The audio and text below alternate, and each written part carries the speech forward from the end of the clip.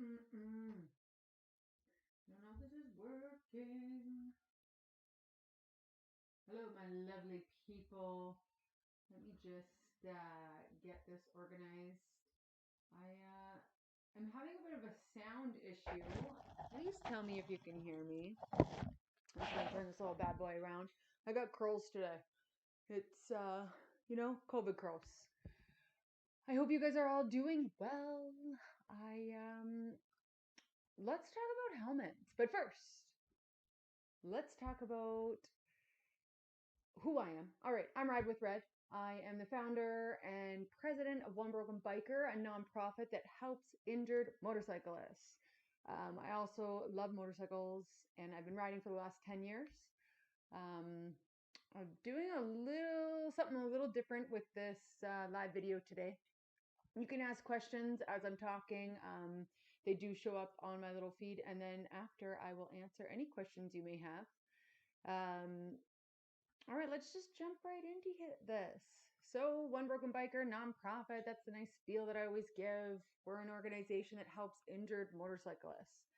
I started it back in 2012.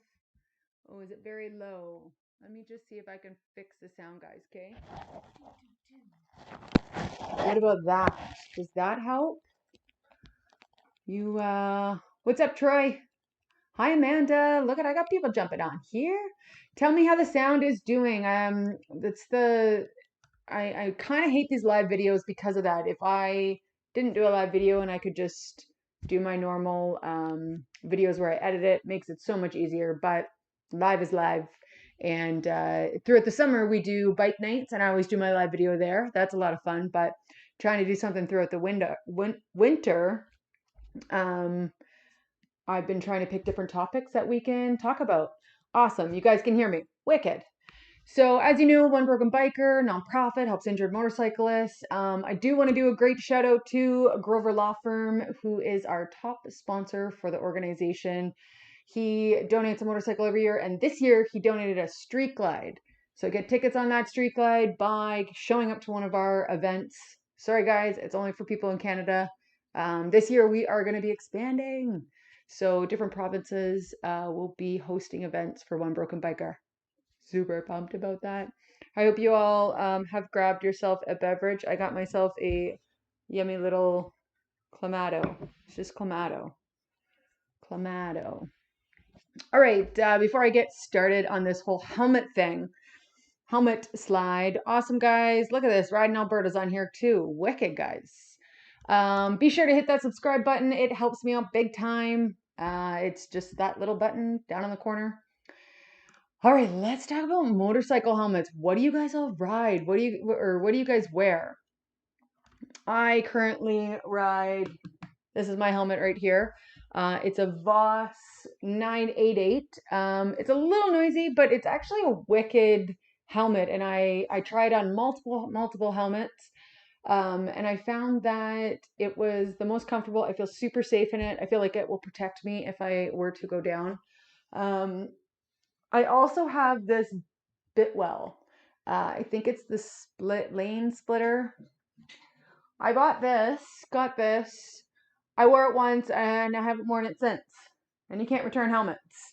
I don't really like it. And I know some of you guys may have different opinions on that. It looks cool, but it's very noisy. It's extremely noisy inside the helmet, and I didn't feel safe in it, so I ended up getting this Voss, and I love it. I also used to ride, it's over there somewhere, a Speed and Strength.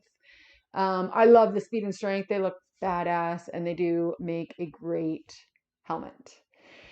So my first helmet, very first one, I got it right here, was this bad boy. Nice little half helmet, not really going to protect me. Extra small, I think it says on there. I didn't know any different, guys. I started riding 10 years ago with a bunch of boys. My dad was a big time rider, and I got not that he told me to buy this, but this is the helmet I picked. And after years of riding, I realized it's not safe. So I decided to get a different full face, something that will actually protect me. I've seen lots of accidents over the years, and it's definitely something you want to protect your face. And I would hate to go down and have those kind of injuries. So I want to talk a little bit about motorcycle history. Do you guys know that there's an actual like full, obviously history, but I wrote some stuff down. Made this little slide. Let me pop this up here. Look at this. So this is the original kind of helmet that they came out with. This was in 1914. It was required to wear. It wasn't required to wear a helmet, but they did wear them with the goggles. Um, if I don't know if you guys can see this, but this was a race done with the very first helmet required in a race. It says here that they went 225 miles. That's about 364 kilometers, 4 hours and 32 minutes. That's actually pretty fast. I was blown away for that being 1914. That's crazy, guys. You typically would see, just one sec. You typically would see people wearing the helmets and the goggles. That was mostly just in the races because obviously you're going at super, well, high speeds back then. But they yeah, that you would just see the skull cap and goggles was more of what you would see, and it wasn't mandatory um, to be wearing it. But in 1935, so this guy here is Lawrence. It's E.T. Lawrence, and he was a famous British military officer. So he was actually killed in a horrible motorcycle accident just miles from his house. He was coming home, gets into this accident, wasn't wearing a helmet, has a severe brain injury, ends up dying. So this gentleman, Hugh, he's a doctor, a physician. He actually stayed with Lawrence for 6 days while he was in a coma, and ended up studying him a bit about his brain injury because of the motorcycle accident. And he ended up moving forward and like lobbying for on behalf of Lawrence because he died in a motorcycle accident. And yeah, he started lobbying and spreading the word. We got to wear helmets. You got to be safer. And in 1941, it actually paid off. And the army decided that it was mandatory for anybody riding a motorcycle in the army. You had to wear a helmet. And this is kind of what it looked like. So you got these helmets. They were made of rubber and cork. And I've got a close-up video of it. Look at that. I wonder how heavy it is. It's probably so, I would imagine it'd be heavy. I would definitely want to try one on. It's real interesting to me. So then you fast forward 10 years and helmets haven't really excelled much. It's basically like this. This is Roy Richner. He is a what was he? Former race car driver, and he also is the founder of Bell Helmets, which we all know to this day. This is kind of what was happening, and they just had the shell with a leather strap. It was very minimal. But in 1953, big changes came when a professor of the University of Southern California, he developed and revolutionized helmets, making it a 3-layer helmet that we would, I guess, protect you. It was made of hard fiberglass shell with an impact foam on the middle and then a padding layer for comfort on the inside. So Roy, he jumped on this. He saw what was happening and how important it was. So he jumped on board with that. And they ended up developing the very first helmet that we see today. So this was the Bell 500. I think we still see them. You can still buy these kind of helmets, which is really cool. I don't know if they're called the Bell 500, but so Bell created the very first, ended up creating the very first full face helmet in 1963.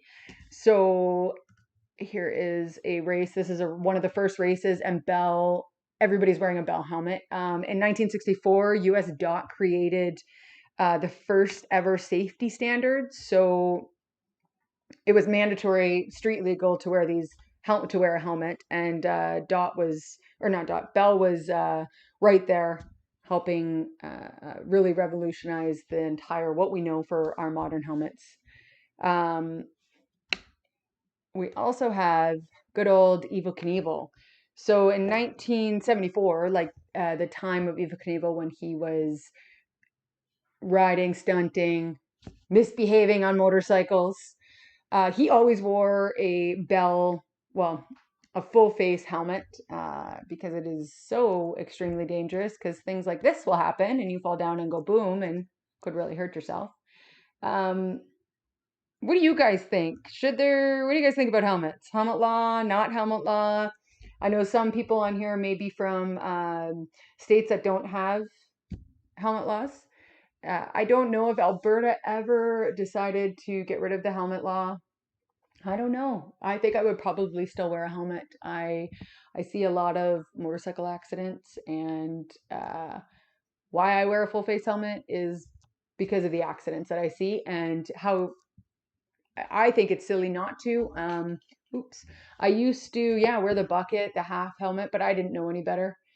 Now I've learned and seen and been a witness to somebody in a motorcycle accident and how important it is to protect your face. Your brain and your spine are so important to us. Um, yeah, I just don't know if I would not.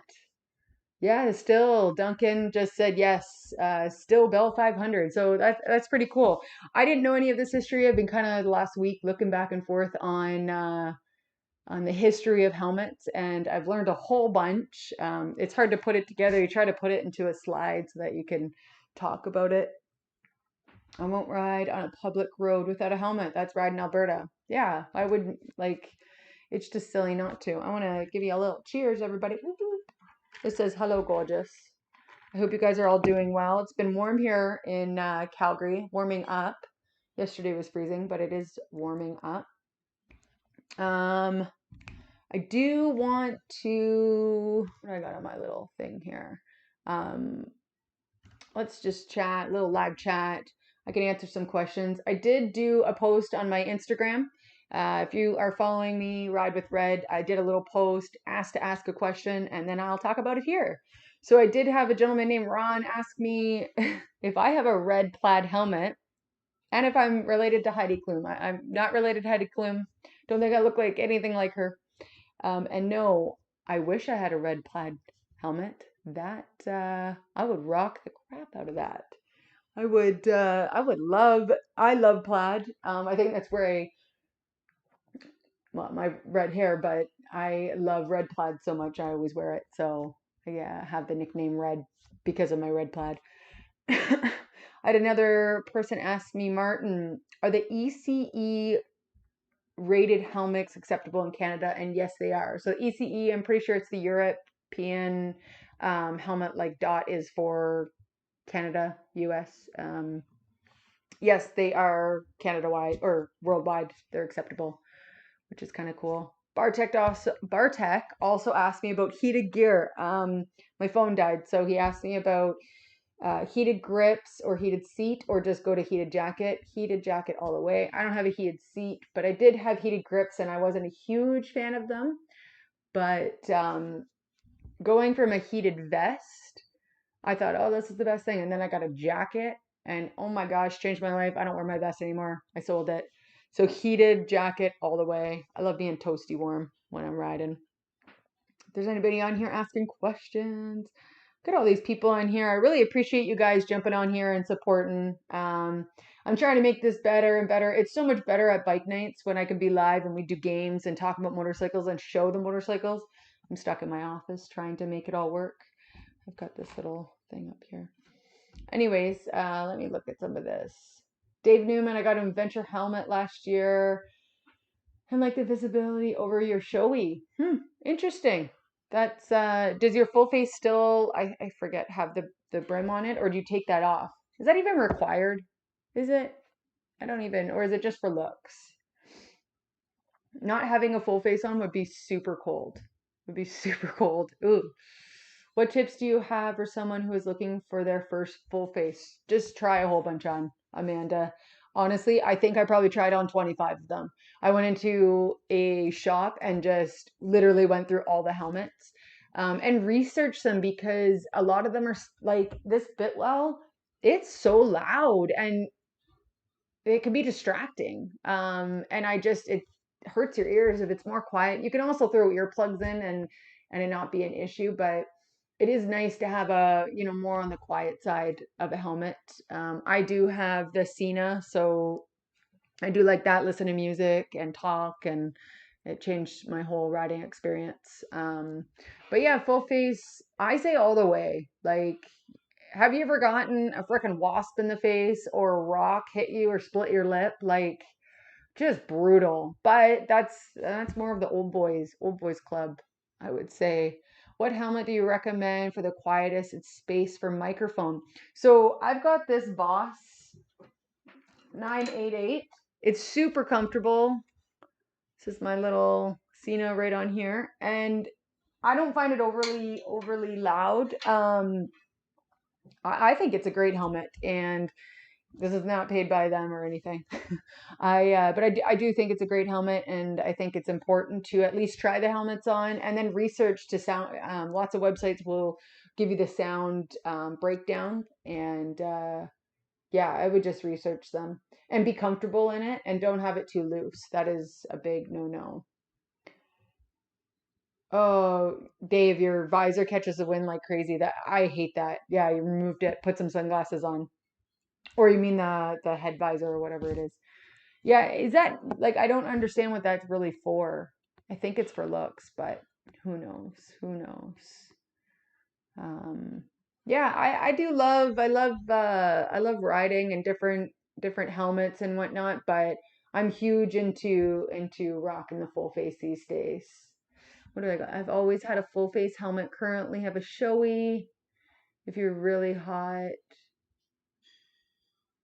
yeah. You can always put safety glasses on. When do you retire? They say I think it's 2 years, and you're not supposed to drop them. And don't ever buy one off of Kijiji or Craigslist or Marketplace. Don't buy a used helmet. You don't know what's happened to it and how dangerous that can be. So Nicole, that's a wicked question. Yeah, I think it's every 2 years you're supposed to get a new helmet. I don't know exactly, but I want to say could even be earlier. Anyways, guys, I really appreciate you guys supporting this little channel. I didn't come on last week, it's hard sometimes to always be organized to get onto these channels. These little slides take me so long to organize, but I really appreciate you guys. Next week, I'm looking to chat a little bit about Cena. So Don says every 3 years that you would retire your helmet. But I want to talk about communicating while you're riding. I just recently last year got my Cena, and I freaking love it, love it. But we'll talk about that next week and chat about it. Ride in Alberta is on here. If you guys don't follow them, jump onto their group. It's on Facebook, Ride in Alberta, and it's a great guy that's running it, Craig, and he does awesome stuff, and he's going to be a huge part of the community. I look forward to being a part of his Facebook page, so be sure to jump on that, guys. Same size shape models after every year. If you're hot, buy a better vintage. Yeah, that's true. That's true. Anyways, guys, thank you again. Be sure to hit that sub button. It helps me out big time. Big shout out to Grover Law Firm again. Personal injury lawyer. He is fantastic. Not only is he awesome, is Grover Law Firm awesome, but huge support of the biking community, and they're freaking awesome. Anyways, guys, I'll check you later. And if you have any ideas for a video, shoot me a message. Jump on my Instagram or my Facebook. I always do posts on my Ride with Red pages and conversation starters. Maybe I'll hit you up and we can I'll talk about, if you ask me a question, I can put it in my next video. All right, guys, thank you so much. We'll see you later.